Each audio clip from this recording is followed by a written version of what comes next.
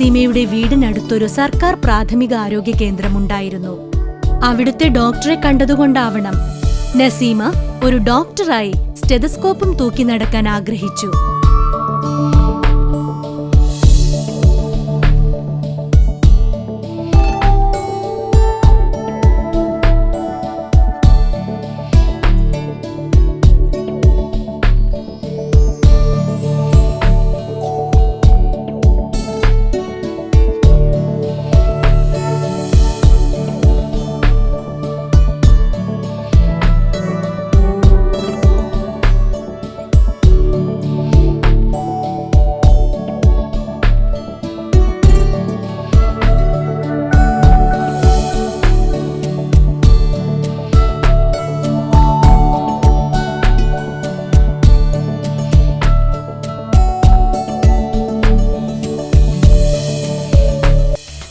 യൗവനകാലത്തെ സ്വപ്നം കളക്ടറാവാനായിരുന്നു.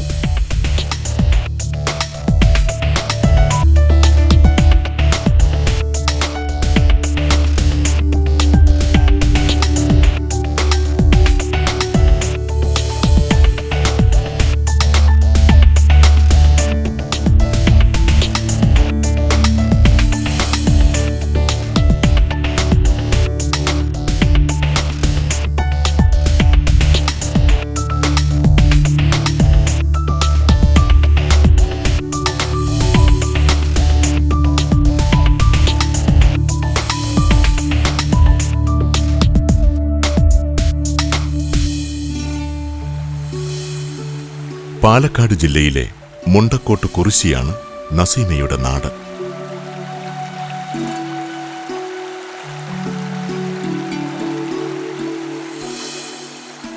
ചെറുപ്പത്തിൽ കലക്ടറാകുവാൻ ആഗ്രഹിച്ച നസീമ മദ്രാസിൽ സിവിൽ സർവീസ് പരീക്ഷാ പരിശീലനത്തിന് പോയിരുന്നു.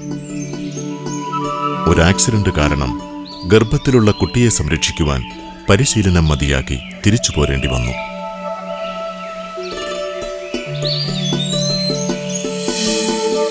ഇന്ന് നസീമ പെരുമ്പിലാവ് അൻസാർ വിമൻസ് കോളേജിന്റെ വൈസ് പ്രിൻസിപ്പലാണ്. നിയമവിഭാഗം ലെക്ചററായിട്ടാണ് തുടക്കം. അധ്യാപനം നസീമയുടെ ജീനുകളിലുണ്ടായിരിക്കണം. സ്വന്തം ഉമ്മയും ബാപ്പയും ഭർത്താവും ഭർത്താവിന്റെ ഉമ്മയും ബാപ്പയും അധ്യാപകരാണ്.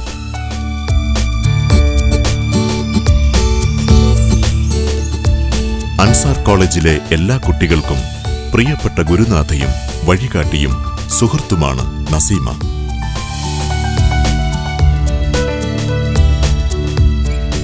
പൊതുവെ സോഷ്യലി കമ്മിറ്റഡ് ആണ്.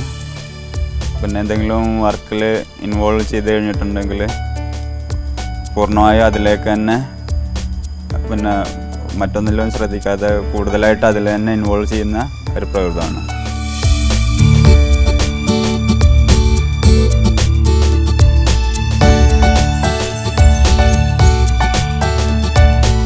ചളവറ ഗവൺമെന്റ് ഹൈസ്കൂളിലായിരുന്നു നസീമ സ്കൂൾ വിദ്യാഭ്യാസം പൂർത്തിയാക്കിയത്. 5ാം ക്ലാസ് മുതൽ 10ാം ക്ലാസ് വരെ പഠിച്ച നസീമ പഠനത്തിൽ മിടുക്കിയായിരുന്നു. അതോടൊപ്പം തന്നെ പാഠ്യേതര പ്രവർത്തനങ്ങളിലും നസീമ മികവ് തെളിയിച്ചൊരു കുട്ടിയായിരുന്നു. പ്രത്യേകിച്ചും ആ കാലത്ത് 10-20 കൊല്ലം മുമ്പ് സാധാ ഒരു ഇടത്തരം ഫാമിലിയിൽ നിന്ന് വന്ന ഒരു കുട്ടി, ഒരു മുസ്ലിം വിഭാഗത്തിൽപ്പെട്ട കുട്ടി വളരെ നല്ല രീതിയിൽ തന്നെ കുട്ടികളായിട്ടും അധ്യാപകരായിട്ടും അതുപോലെ തന്നെ മറ്റ് സൊസൈറ്റി ആയിട്ടൊക്കെ നല്ല രീതിയിൽ ഇൻട്രാക്ട് ചെയ്യുന്ന ഒരു നല്ല ഒരു കുട്ടിയായിരുന്നു.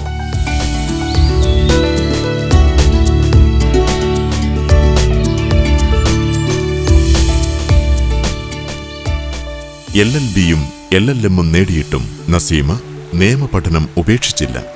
ഇപ്പോൾ ഫാമിലി ലോയിലും ഡിവോഴ്സ് പ്രശ്നങ്ങളെക്കുറിച്ചും ഗവേഷണത്തിലാണ്. നിരവധി കാലം ഗ്രാമപഞ്ചായത്ത് മെമ്പറായിരുന്ന ബാപ്പയുടെ പ്രവർത്തനങ്ങളും ജനങ്ങൾ തിരിച്ചുകൊടുത്ത സ്നേഹവും നസീമയ്ക്ക് വലിയൊരു അനുഭവമായിരുന്നു. നസീമ എൻ്റെ 4 മക്കളിൽ മൂത്ത കുട്ടിയാണ്.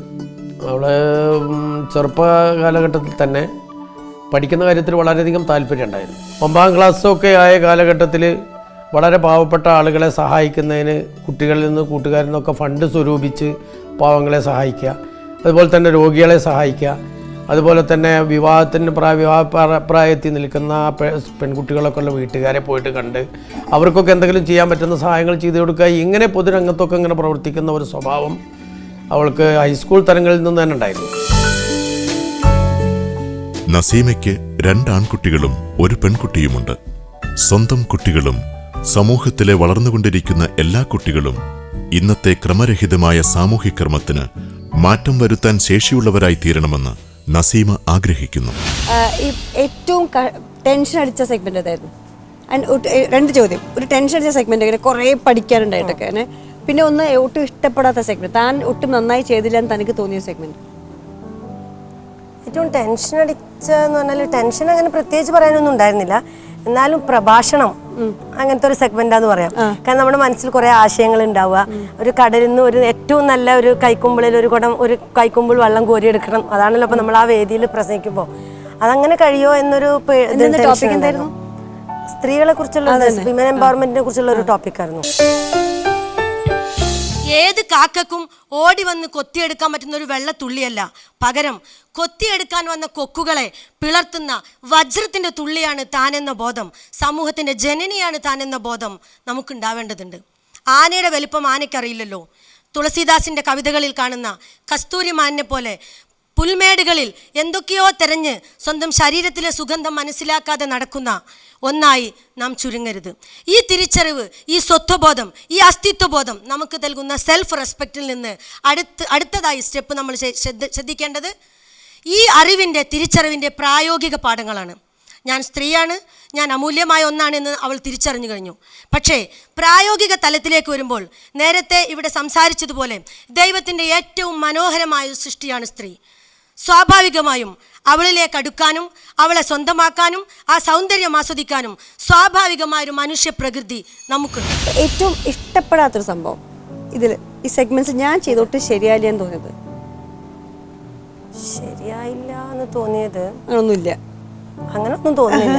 വാദപ്രതിവാദത്തിൽ അങ്ങനെ ഒരു കമന്റ് ജഡ്ജസ് പറഞ്ഞു.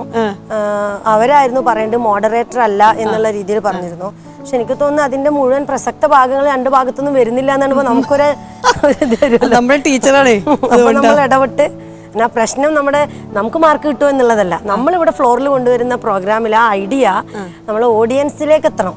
അതിനുവേണ്ടി ഇടയ്ക്കൊരു വെപ്രാളം കാണിച്ചു എന്ന് തോന്നുന്നുണ്ട്.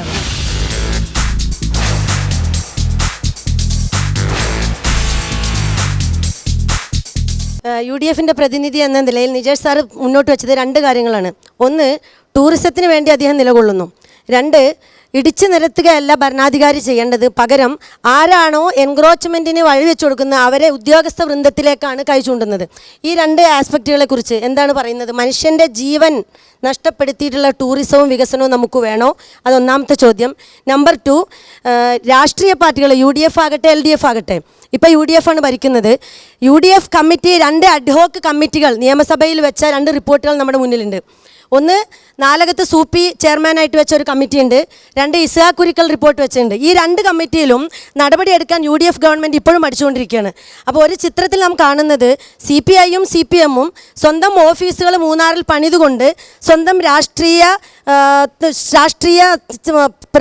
അവർ പ്രതിനിധാനം ചെയ്യുന്ന രാഷ്ട്രീയ ഐഡിയോളജിയെ തന്നെ മറച്ചു വെക്കുന്നതോടൊപ്പം UDF ഗവൺമെൻറ്റും അത് തന്നെയാണ് ചെയ്യുന്നത് എന്താണ് അഭിപ്രായം? അത് പണ്ട് കുഞ്ചൻ നമ്പ്യാർ പാടി തന്നെ പറയാനുള്ളത്, ദീപസ്തംഭം മഹാശ്രീയം നമുക്കും കിട്ടണം പണം, അത് തന്നെ ഉള്ളൂ മൂന്നാറിൽ. ഞാൻ കേരളത്തിൽ താങ്കൾ പറഞ്ഞൊരു വിയോജിപ്പ് പറയുന്നത്, കേരളത്തിൽ വേറെ ഒരിടത്തും കാണാത്തൊരു അവസ്ഥ ഞാൻ മൂന്നാറിലും ഇടുക്കിയിൽ കണ്ടിട്ടുള്ളത്, CHRലും മൂന്നാറിലും കണ്ടിട്ടുള്ള ഒന്നാണ്. ഒരാളൊരു ഭൂമി കൈയേറിയാൽ അതിനെതിരെ തഹസിൽദാർ കേസെടുത്ത് അവനൊരു ഫൈൻ അടപ്പിച്ചു. ലാൻഡ് കൺസർവൻസി ആക്ടിലാണ് ഫൈൻ അടപ്പിക്കുന്നത്. ഫൈൻ അടപ്പിച്ചു കഴിഞ്ഞാൽ ആ ഫൈൻ അടച്ച രേഖയുടെ പേര് LC പട്ടയം എന്നാണ്. ആ ഒരൊറ്റ രേഖ വെച്ച് അവനവിടെ കയ്യേറിയതാണെന്നും അവന് പട്ടയം കൊടുക്കാമെന്നും തീരുമാനിക്കുകയും അവന് SL പട്ടയം കിട്ടുകയും ചെയ്യും. അത് ഇടുക്കിയിൽ CHRലും മൂന്നാറിലും മാത്രം കണ്ടിട്ടുള്ളതാണ്, ഒരിടത്തില്ല. വളരെ അത്ഭുതകരമായ ഒരു പ്രതിഭാസത്തിനെ കുറിച്ചാണ് ശ്രീ ടോണിച്ചേട്ടൻ നമ്മളോടിപ്പോൾ പറഞ്ഞത്. ഒരാൾ ഭൂമി എൻക്രോച്ച് ചെയ്തു എന്ന് കണ്ടുപിടിക്കുന്നു, ബന്ധപ്പെട്ട ഉദ്യോഗസ്ഥൻ അദ്ദേഹത്തിന് ഫൈൻ ഇടുന്നു.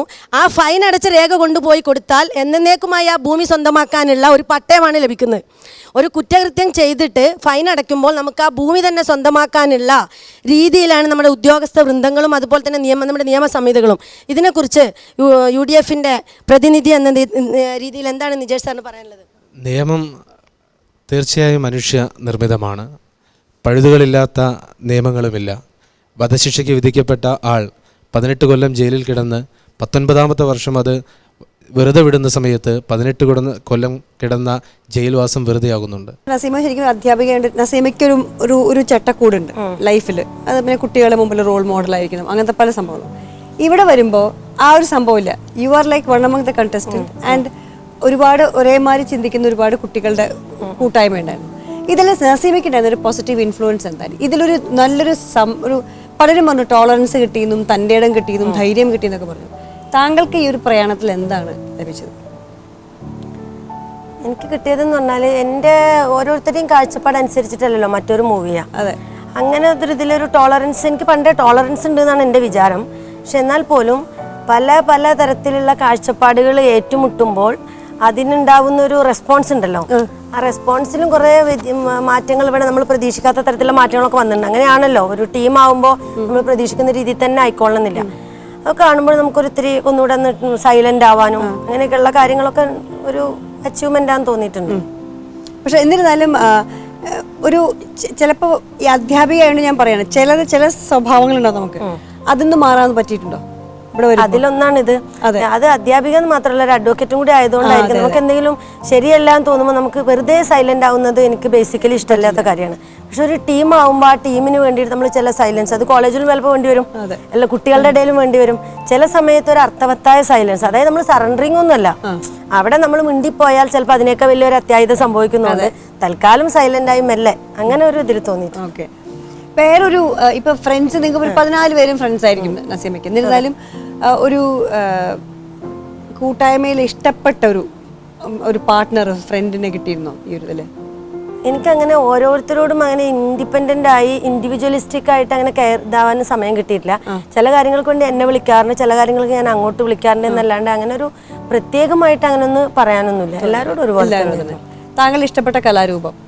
എൻ്റെ ഇഷ്ടപ്പെട്ട കലാരൂപം കഥാപ്രസംഗം അതായിരുന്നു. അതാണ് ഞാൻ പറഞ്ഞത്, ഈ ഒരു കലാരൂപത്തിൽ ഇഷ്ടപ്പെട്ട കലാരൂപത്തിൽ ഒരുപാട് കാര്യങ്ങൾ 14 പേരുടെയും ബെസ്റ്റ് ആയിരുന്നു. അതെ അതെ. അപ്പൊ കഥാപ്രസംഗത്തിന് അതെനിക്ക് ഓർമ്മയുണ്ട്, താങ്കൾ അതിനെ പറ്റി പറഞ്ഞതും അതെന്തുകൊണ്ടാണത് കുമാരനാശാനെ കുറിച്ച്.